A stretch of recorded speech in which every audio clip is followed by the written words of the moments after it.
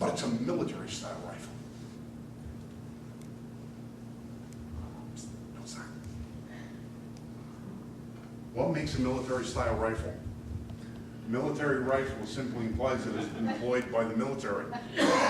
This is a dog whistle that pushes for the ban of all firearms. The following slides show some of the rifles that have been used in our military since 1905. This is an AR-10. It's the predecessor to the M16. It was designed by Eugene Stoner and the Armalite Company. Fired a .308 caliber round. Military guys loved it. Did the job, put the enemy down. The brass said it's too big. Want something smaller. So they designed the M16. Fires these. A little smaller, but the idea was, you know, a little lighter, a little smaller, guys can be more fluid. 1903 Springfield bolt-action rifle .308. That gun fired the same round as that gun. This gun fires the same round as that one. The M1 Garand fires the same round as those two. The Browning automatic rifle, everybody hear Bonnie and Clyde? That's what was used to introduce them to their demise. Browning automatic rifle. And of course, again, the Winchester Model 700. Bottom is the AK-47. So popular is the AK-47 that it is on the corner of the national flag of over 30 countries around the world. 30 countries have the AK-47 emblazoned on their flag. That is not a rifle to them, that is their god. That is their national namesake. These countries that fought for their independence owed so much of their freedoms to that rifle that they emblazoned it on their gun, on their flags. Okay? It was designed in 1947. It has been available for sale in the United States under the moniker of the AK-74, which was redesigned as a semi-automatic version of it, but you can still buy that in the United States. Semi-automatic though, but still fires the same cartridge. Many of the firearms in the previous slide were available in the civilian marketplace, although certain federal laws required them to obtain tax stamps in order to buy them. This is under the Federal Firearms Act of 1934, 68, and 86. Little known fact, there are currently 182,000 registered machine guns in the hands of private citizens in the United States. The term machine gun is often used as a generic term to describe a firearm with select fire capabilities. These are firearms capable of selecting between single shots, bursts, and full automatic. 182,000 machine guns go from safe to full auto and fire, empties them out. There's 182,000 of them in the United States. Have any of them ever been used in the commission of a crime? No. Check that out. Hint, no. It hasn't. Many of these military-style rifles have a civilian counterpart but do not function in the same manner. These are strictly semi-automatic rifles like the Ruger 1022, Mini 14, and the AR-15. Yeah, I said AR-15. Is an AR-15 a military rifle? In short, no. The AR-15 rifle was designed by Eugene Stoner in 1952. It was designed to be smaller, lighter, smaller caliber rifle than what the military was currently carrying. The thought was that a soldier could carry smaller ammunition, lighter ammunition, would make him more mobile.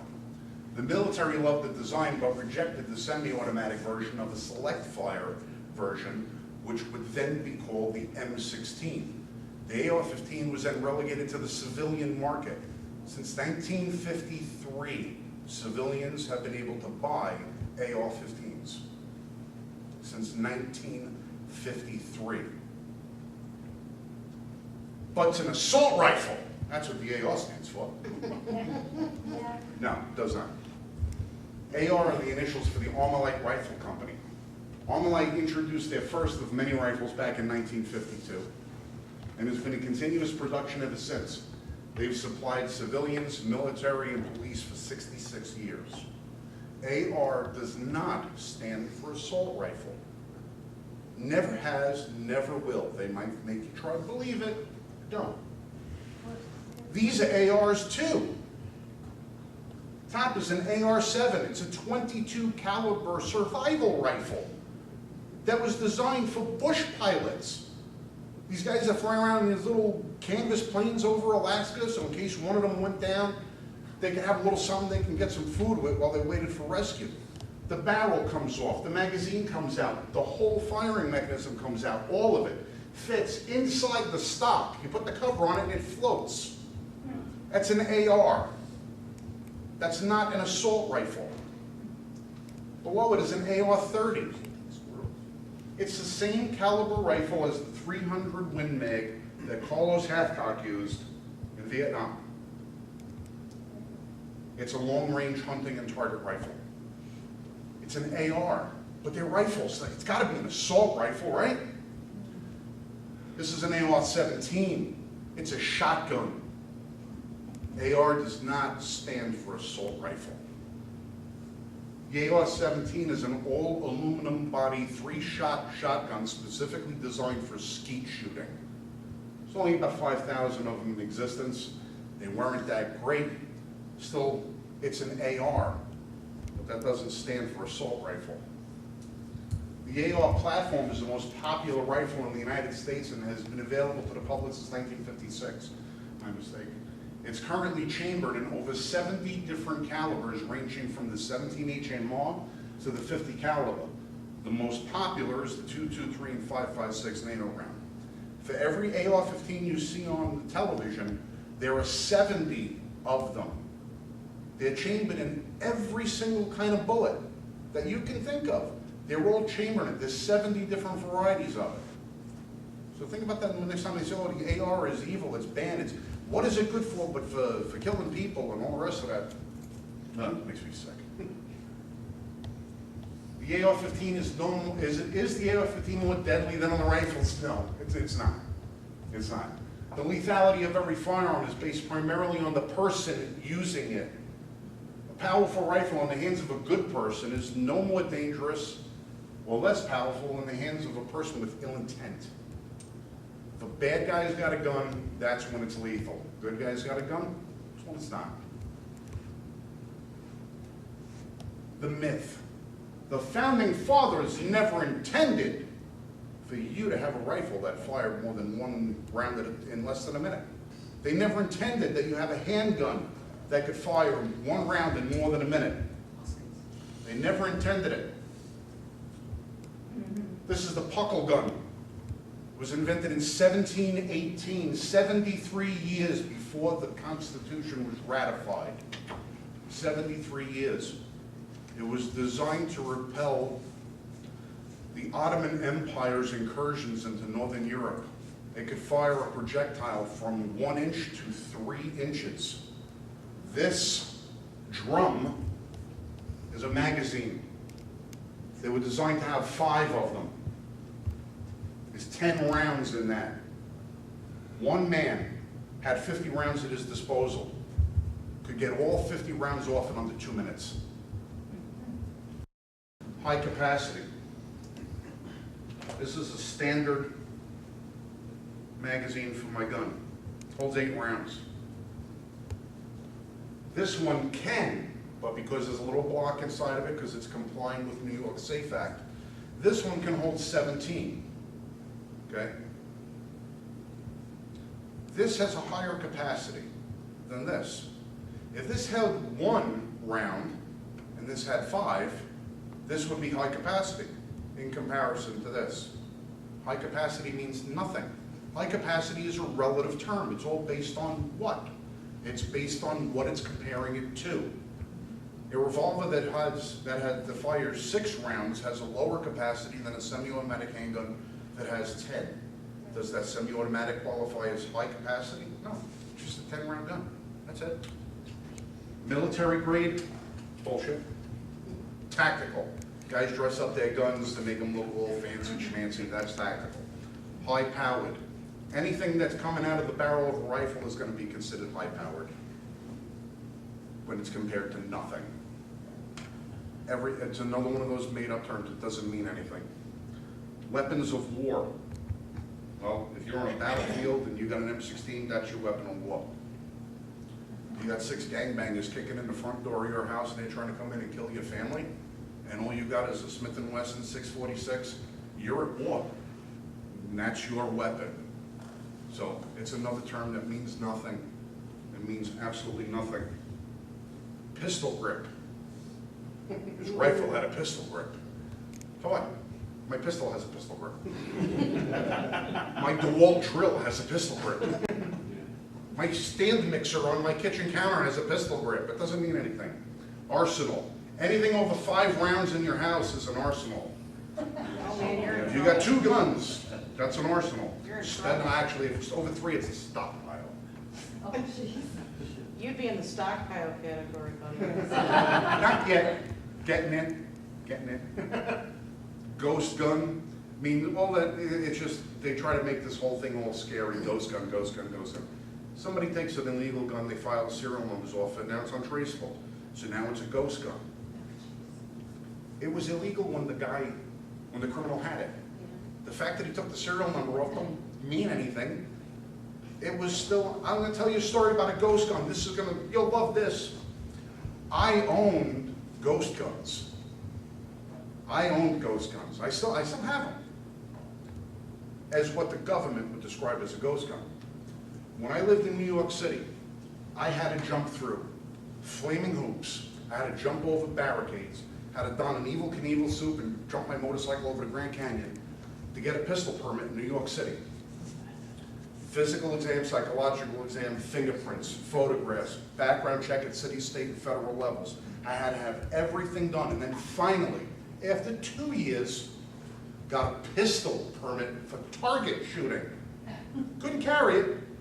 Can't have it in my house outside of the safe. I could only take it to the range in a locked box and everything else. Then I went to work for a company, and I was doing security. I was delivering millions and millions of dollars to container ships and cruise ships that came into the New York ports. Because I had a large bit of money, I went and I applied for my carry permit so I could carry the gun to protect myself. I got it. That's like an American Express platinum card dipped in gold sitting on velvet. You have a carry permit in New York City, that's the world.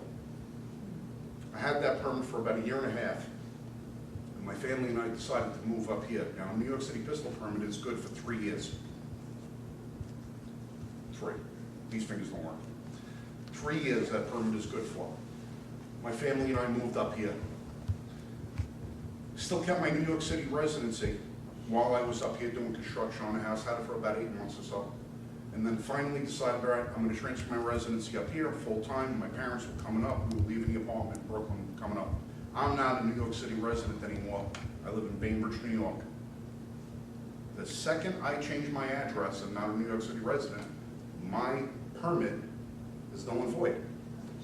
The guns registered on my permit are now in felonious possession. I'm in possession of guns that I shouldn't be. But I didn't notify the city of New York that I moved. I said, I'm just going to take my guns, I'm going to bring them to an FFL, local firearms dealer, I'm going to hand them my guns. He took my guns, he put them in his logbook, wrote them down. This logbook he's had since 1954. That old green accountant ledger with the red lines on it. Wrote the serial number, the make, the model, took my guns, put them in a safe and locked them up. The only people in the world who know what his guns are, me and him. He don't report them to anybody.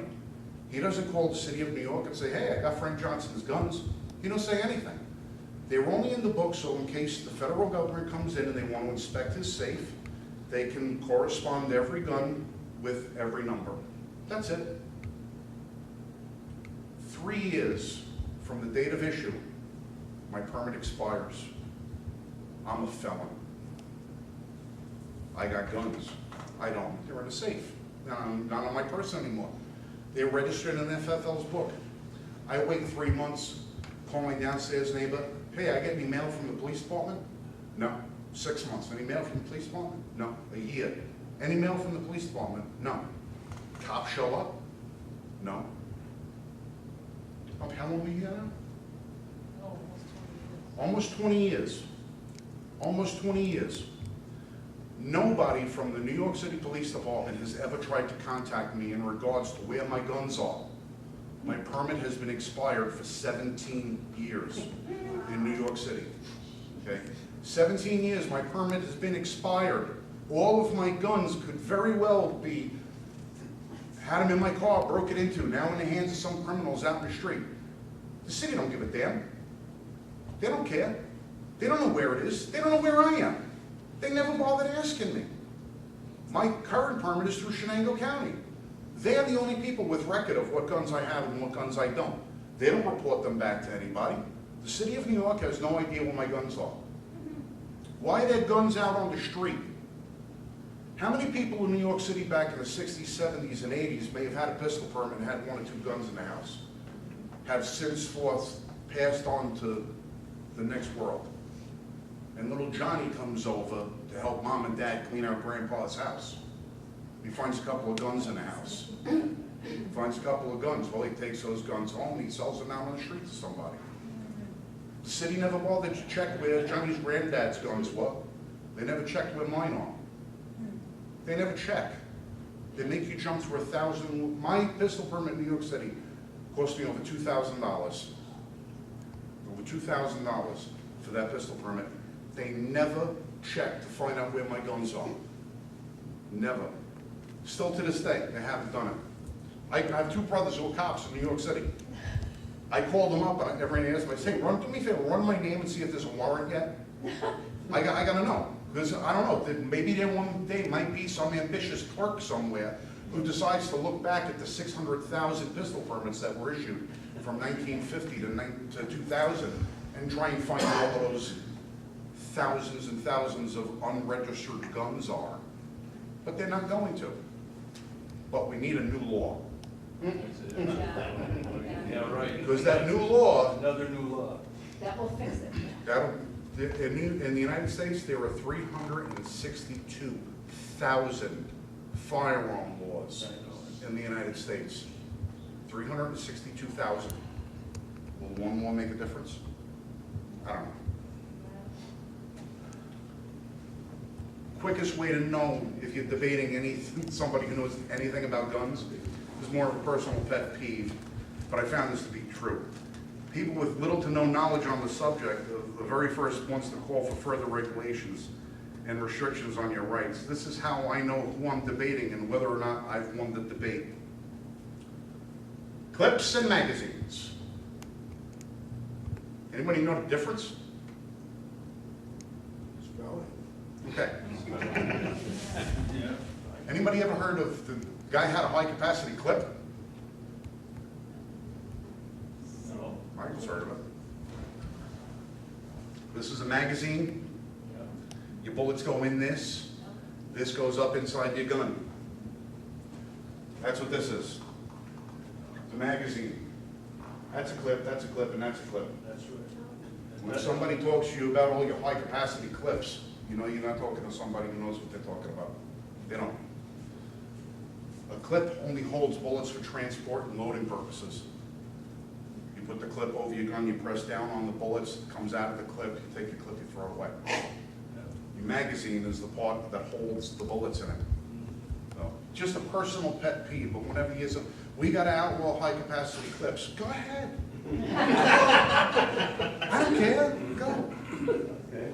Because once they use up, they're no good no more. Go, take them, I don't care. Take them and have at it, No, actually don't. I don't want you banning anything. I don't want you banning a damn thing. Did they use those so-called high-capacity clips in the M1? Did they just shut them down?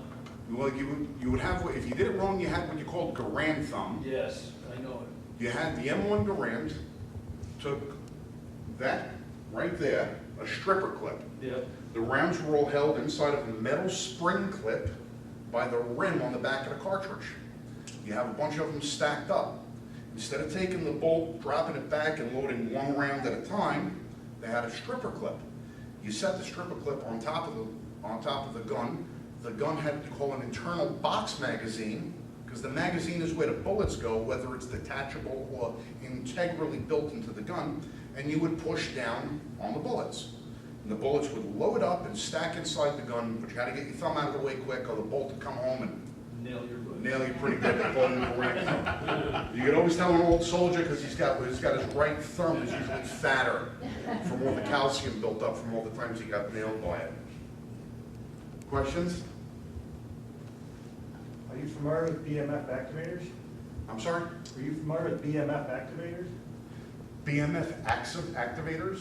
They mount to the trigger guard and they turn like a fishing reel. You can fire like 50 rounds on a 10-22. Oh, you're talking like a Gatling trigger. Sort of. Sort of like that, yeah. But it's called, okay, just You want to know how pro Second Amendment I am? We can get into it if you want to know how pro Second Amendment I am. I think convicted felons should be allowed to buy a gun. Yeah. Not violent convicted felons.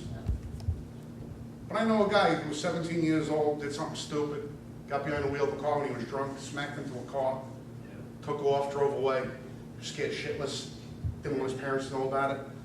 Cops went and found out 2 or 3 days later.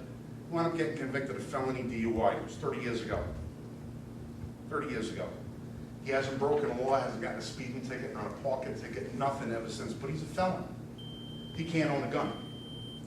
He's a felon. He can't be in a house where a firearm is present. He's got a wife, he's got a couple of kids. The law said he can't be in a house with a firearm. The law stripped his wife and children of their right to self-defense. Took away their Second Amendment rights, guilt by association. They didn't do anything wrong. He hasn't done anything wrong in 30-some odd years. Yeah, he did something illegal, he did something really careless, really dangerous, really stupid. But he got a good job, paid the price, and now he's can't vote, can't get a state job, can't get a federal job, can't own a gun. And his wife and kids, he's got to worry about what happens when he goes out of town for work because his wife can't even have a shotgun in the house. Want to know how Second Amendment I am? I'm pretty damn Second Amendment. But the problem with that is the way the governments are today. If they allow that guy to have it, they're gonna allow the ones that shouldn't have it.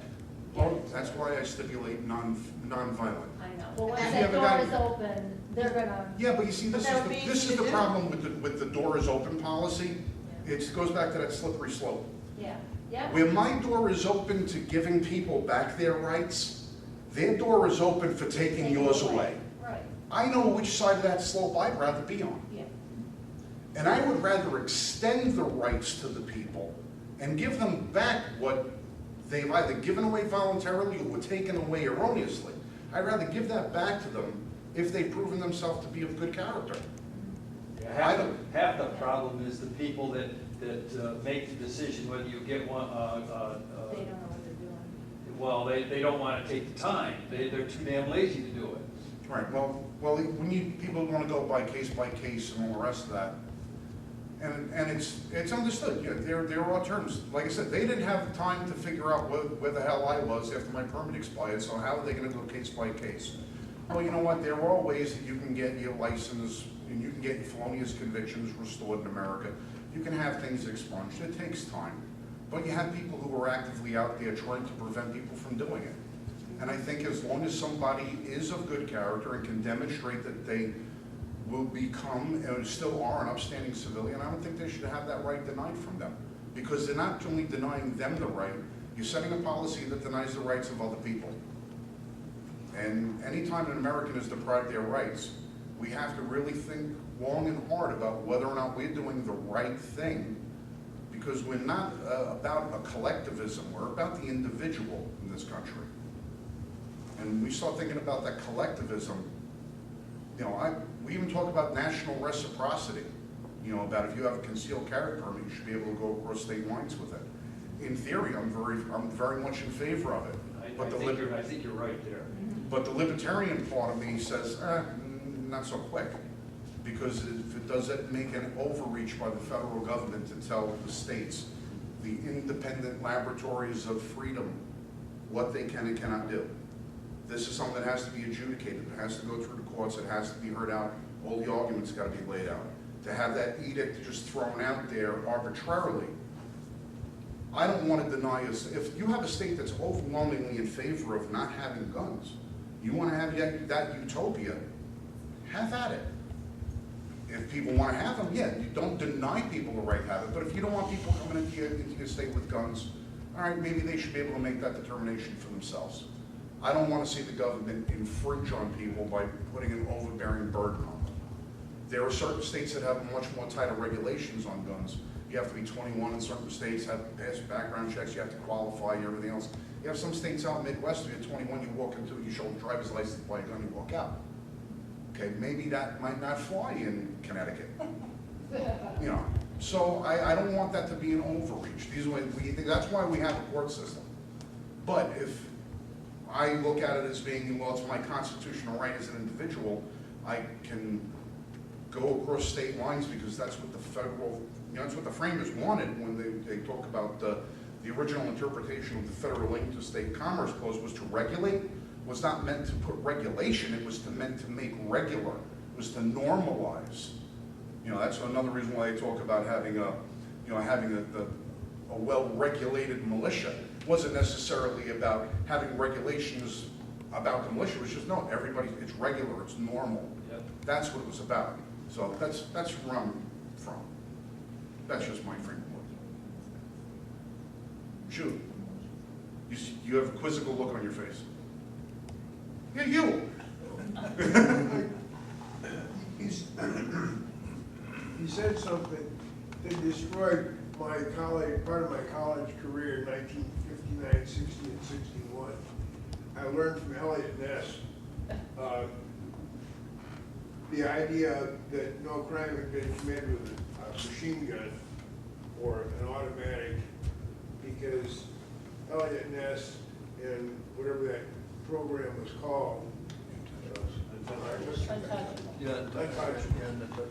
Well, they were called regulators. People don't realize that the Tax Collection Bureau that was in charge of doing the whole thing, they were called regulators. But the idea that the St. Valentine's Day Massacre and those significant historical events which occurred.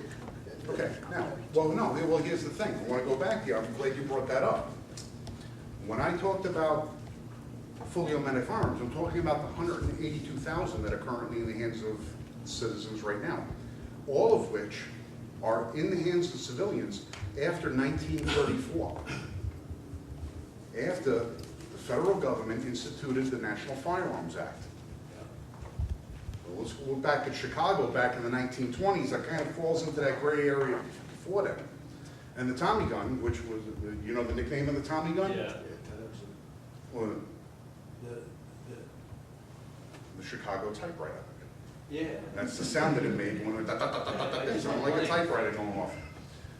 Yeah, there were crimes that were committed. There's crimes committed. Hell, we thought we have crimes committed with box cutters and airplanes. Evil people with ill intent will find a method in which to, do their ill. But since then, out of the ones that are registered, the 182,000 fully automatic firearms that are registered with the federal government right now, that have that $200 tax stamp, not one of them has been used in a crime. We have had fully automatic weapons come back over the border in Mexico and have been used in crimes in the United States. And then people will say, AR-15s should not be in the hands of civilians. Does anybody remember what they called the LA shootout about 15, 16 years ago? Okay, you had two guys who went into a bank to rob the bank. They had two fully automatic firearms.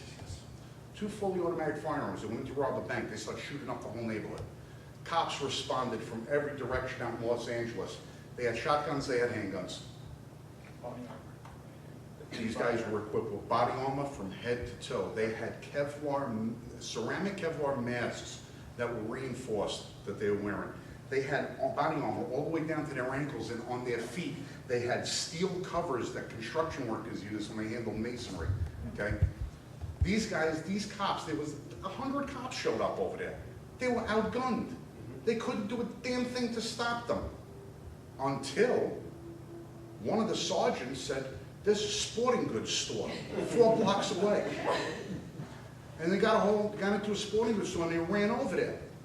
And they went into the place and they cleaned the guy out of every AR-15 he had and every high-capacity magazine that he had, and within 8 minutes, they put an end to the fight. Within 8 minutes, not one police officer died. Both the assailants are dead. Both of them. Now, imagine, if you will, Nancy Pelosi in 1992, a couple months before that, said, we're going to strip everybody of the right to these AR-15s, the semi-automatic rifles and everything else. And they would have went into every gun store and every home and everywhere else in America and took all of them. You think those two guys robbing that bank would have given a damn about that law? They went to Mexico and got their guns. They came back. Imagine those cops going to the sporting goods store and all they found was archery products. I don't think it would have helped. Thank God we have the Second Amendment, because in a time of crisis, that's all we really have. Our voice means nothing if we can't protect it. Our church means nothing if we can't defend it. We can't rally together if we don't have a circle of protection around us and from within. It means nothing if we don't have the second. And all these people have bodyguards. Every single one of them. Yeah. Regarding the Second Amendment and its wording, to keep and bear arms, the right to keep and bear arms of the citizens shall not be infringed. The keep arms, regarding the definition of arms, I've heard a lot of people, some people, they argue what is covered under that definition. Are we talking about 50 cals? Does it come to RPGs, for instance? How do you see that? Me personally, an arm is whatever I use to choose to defend myself with, whatever the situation calls for. Me personally. Everybody has their own definition of what they're comfortable with and what they're not comfortable with.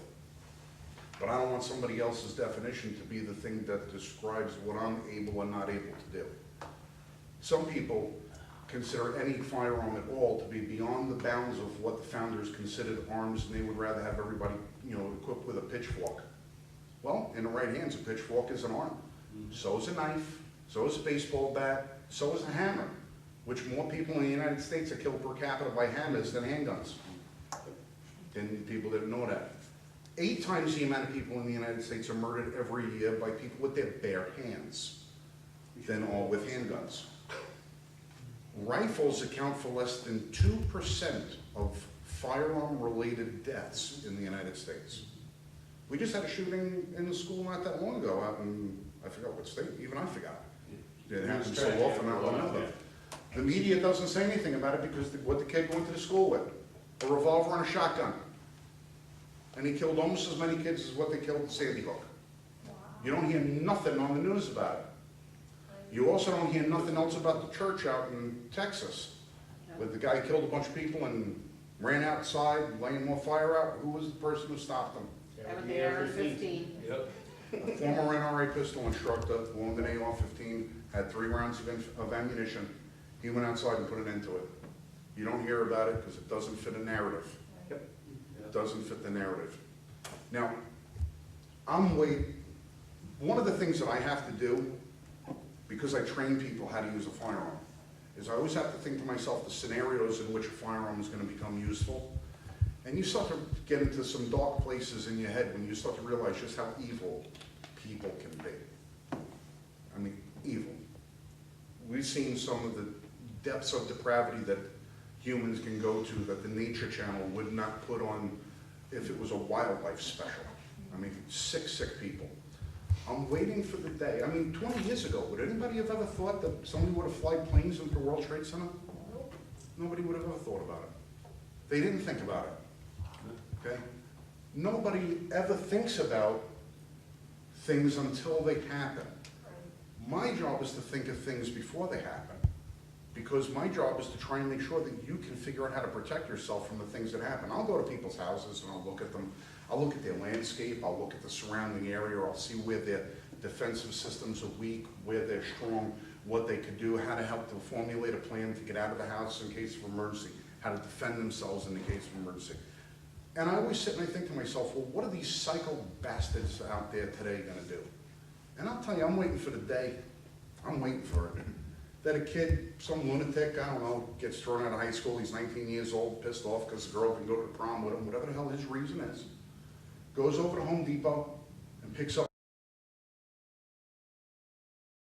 and he puts it on, and he goes over to the area where they sell, puts it inside, then he goes over to the street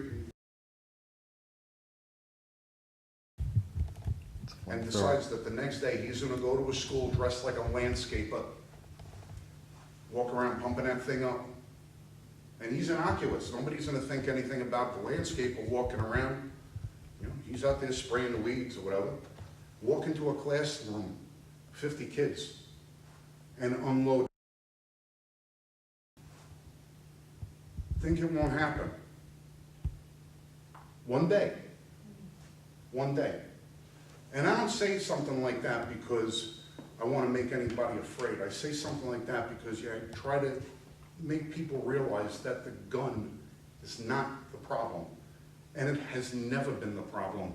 The problem is the people. The people who commit these acts. That is the problem. And the problem that you have with people who commit these acts is that there's not enough people who are out there willing enough to stop them. Not our representatives, not the vast majority of the people who are running around the streets with, you know, signs, yelling about this or yelling about that. The only people who have the power to stop them are people who are willing to step up and go to their schools and ask their principals, how come I was able to walk through that front door and nobody stopped me? How was I able to walk in here on parent-teacher night and leave a piece of pipe in a closet that nobody saw me do? That I could come back another day. What if that was a gun and I left it there? And I could come back in and shoot a bunch of kids. Nobody's willing to challenge the system as it stands. Not by going to your legislators. They don't give a flying damn about anything except the next vote. You got to go to the system where the system is vulnerable. You got to go to the system and you got to say, I can do this. What are you doing to stop it? Why don't you have armed guards? Why don't you have X amount of military people that are, you know, former military in the neighborhood, patrolling, volunteering? All of this crap can stop. All of this crap can stop if people do something about it, but they're not going to until it hits them at home. And that's the sad part, is that it's not going to be a matter until we bury one of our own that people actually step up and make a difference about it. Until that happens, protect yourself. Protect yourselves, protect your families, protect your home. Do something. Like I said, even if you don't buy a gun, get a permit. Let them count it up at the end of the year and say, holy crap, another 200,000 people this year got a permit. Better not start bringing a gun control up at the next election. Sure. Is what you said about dawn and gasoline type information readily accessible? Everywhere. See, that's my ignorance. All right. I have a few things that I'm very intense about, and I have heard that if you want, it's on the net. But for a person to stand there and say 3 bottles of Dawn and a few gallons of gasoline, and I'm gonna spread napalm over the earth, I'm thinking, my God, it's all there, and the Everything. kid is just, And then he just has to go do it, and it's gonna happen. the difference between a millionaire and a murderer is what their motivation is. It's God's honest truth. If you're motivated to become a millionaire, you're going to do it. If you're motivated to become a murderer, you're going to do it. It's all a matter of what your goal is. And any goal that you have, geez, you can turn on the History Channel and find half of the information. You can turn on, you have grandchildren? Great-grandchildren. Great-grandchildren, God bless you.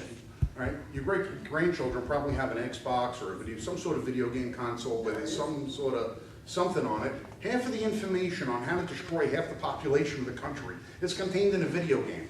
Because some 18-year-old computer programmer with a sick, twisted sense of humor decided to stick it in a video game. The information is everywhere. It's just a matter of what makes us act on it, what makes us not act on it. Morality. Our morality is what made the difference. And we've taken morality out of everything. It's We have no always- morality in school, there's no Ten Commandments, there's no school prayer. You can't have a monument to anybody, you can't have a roadside cross without the state troopers coming by and taking it down now. Most parents don't give a damn.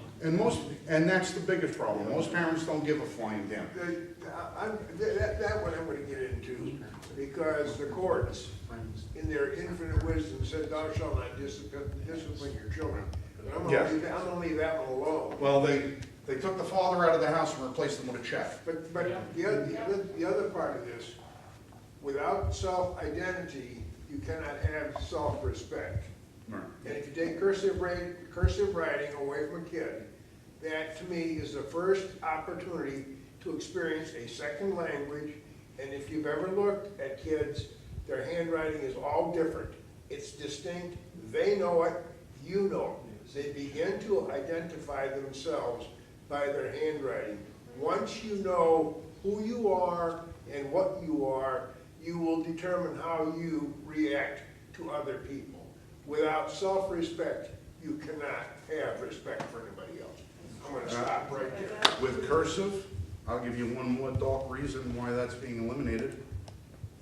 What are our founding documents written in? Cursive. If they can't read it, anybody can tell them what they want it to say. Separate That's the true. people and they become far more manageable.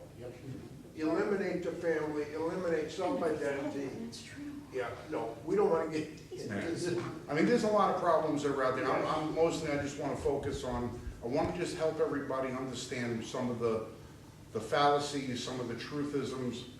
Like, for instance, car going down the street, guy pulls a gun out, shoots a gas tank, car explodes. Don't happen. It don't happen. It's fake. It's what the media wants you to tell. You know, James Bond shooting odd job through Fort Knox at 300 feet away with his Walther PPK that has no sights, tiny little 32 caliber bullet. Not gonna happen. Not gonna happen. Martin Riggs making a 1,000-yard shot in high winds from an AR-15 chambered in .223 on the Sierra Desert. Not gonna happen. Not gonna happen. Okay. You know, Dirty Harry shooting the guy off the pier. Go ahead. You know, that whole thing. When the guy flies back 12 feet, not gonna happen. But it does look cool. Anything with him looks cool. Yeah, it looks cool, but there's an awful lot of myth, there's an awful lot of legend, and there's a shitload more lies. I just want everybody to understand the difference between that and the truth. And if there's a way that I can tell anybody, I would be happy to take anybody to the range, show them how to shoot, show them what the gun does, give them full safety course on it. I will help you fill out your permit applications. I will drive you to the goddamn courthouse. It doesn't matter to me. If there's a way that I can help people, I want to help them. I'm going, He's a good teacher. I know, you've been He teaching actually for a taught long me time. quite a bit. He's a good teacher.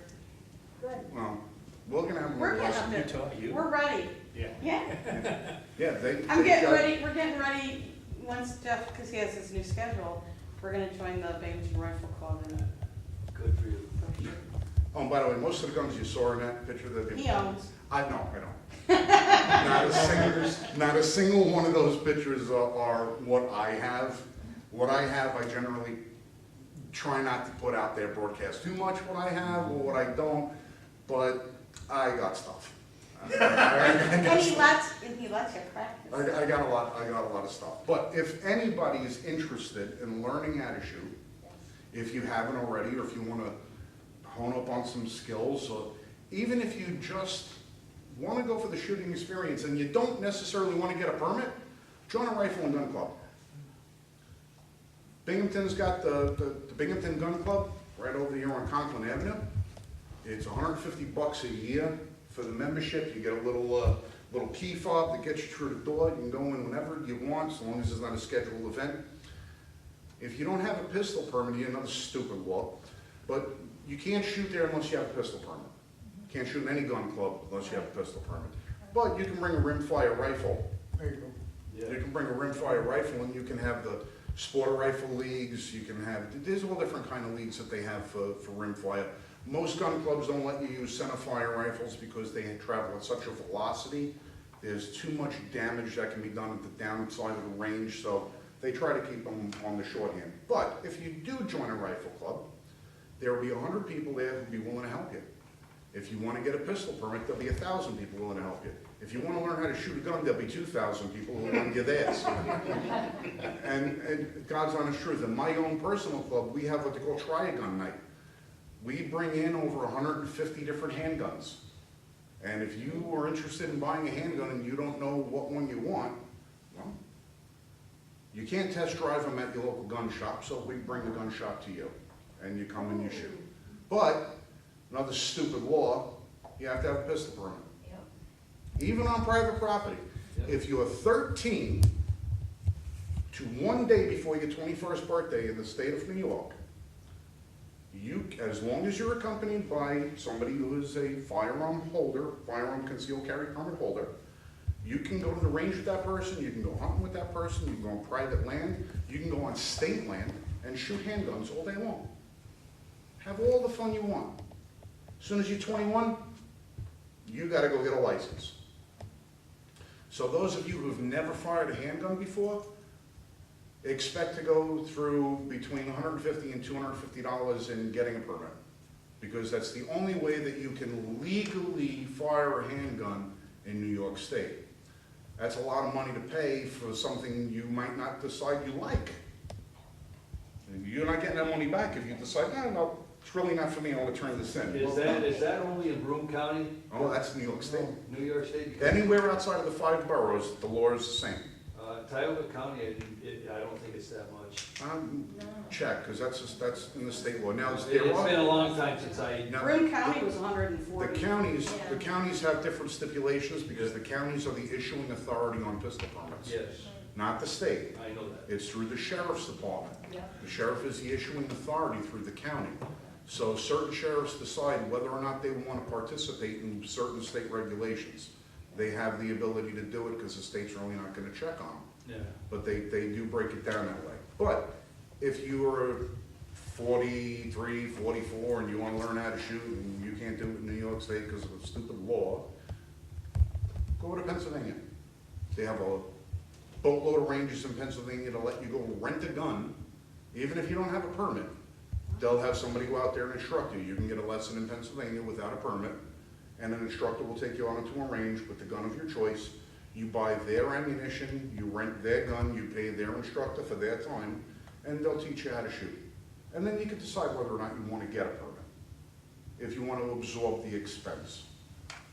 Me, it's $200 is, small expense to pay for my own satisfaction and knowing that's, I'm documented, but that's just me.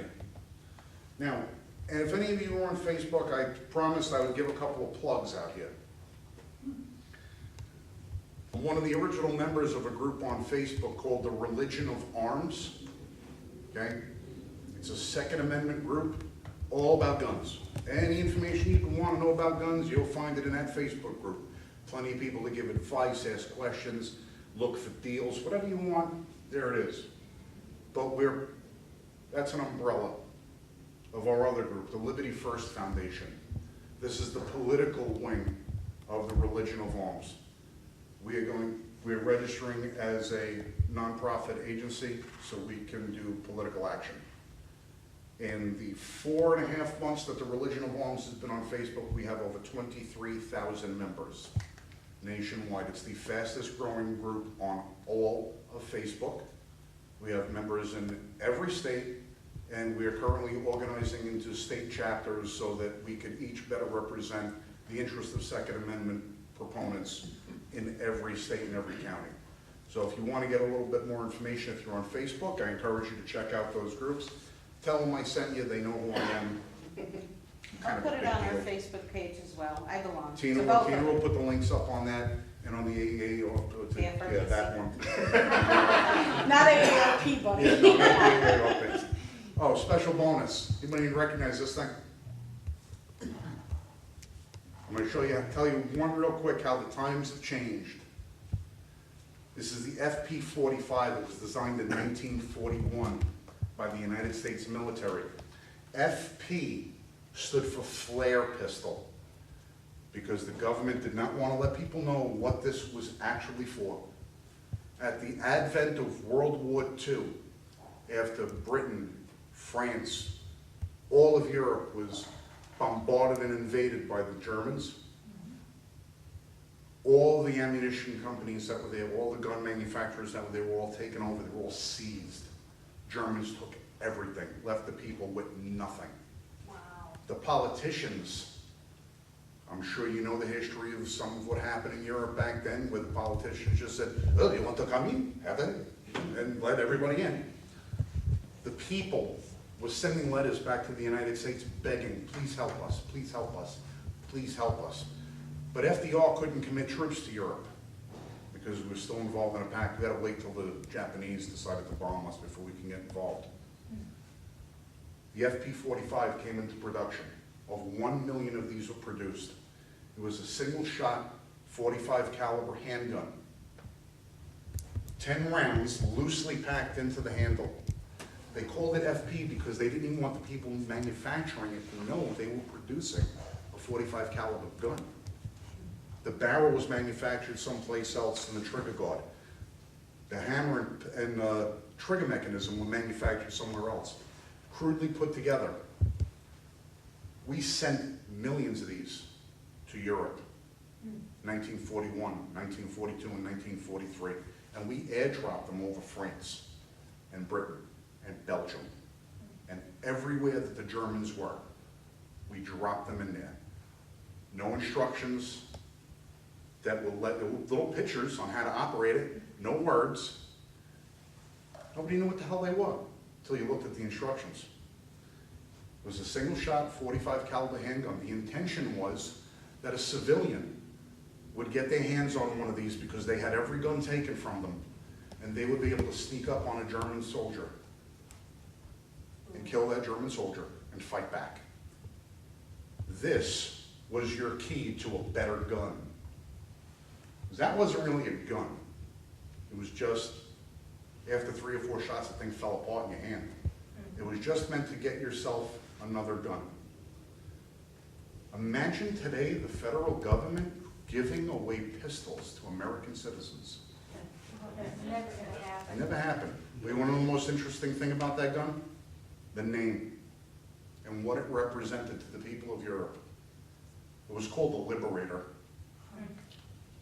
Why would the government give people a gun called the Liberator if they didn't understand the right of the Second Amendment was what liberated us from tyranny?